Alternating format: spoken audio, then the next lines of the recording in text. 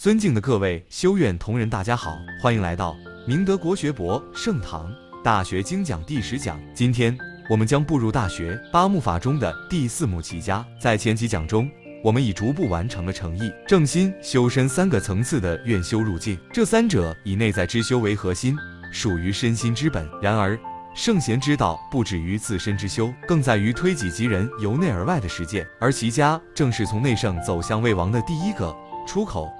经典原文：大学曰：自天子以至于庶人，一是皆以修身为本，其本乱而末治者否矣。其所厚者薄，而其所薄者厚，谓之有也。是故君子先慎乎德，有德此有仁，有仁此有土，有土此有财，有财此有用，有用此有力，有力此能以其德。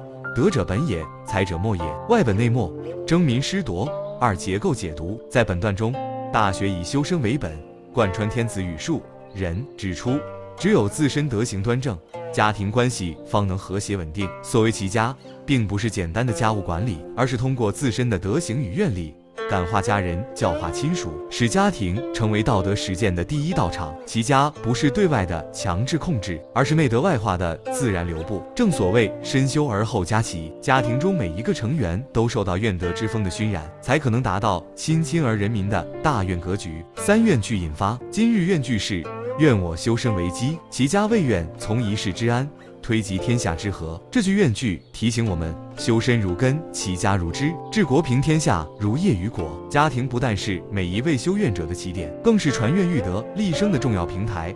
4愿讲要义：家是愿力的第一个现实场域，修院不能停留在独善其身的空谈中，必须从关爱父母、关怀家人做起。愿不是远方的理想，是你愿意为亲人洗一次碗，擦一次的忍一次怒，鼓一次力。齐家是从身愿迈向社会愿的过渡。如果说修身是内在心愿的锤炼，那么齐家就是愿行的初步外化。能齐家者，方能将愿德落实于社会。3愿亲成愿侣，愿家成道场。家庭不是阻碍修愿的世俗之地，而是愿行的第一训练场。愿我以清净心对待父母，以慈悲心对待伴侣，以大愿心引导子女，让每一位家人都在我的愿光中受益。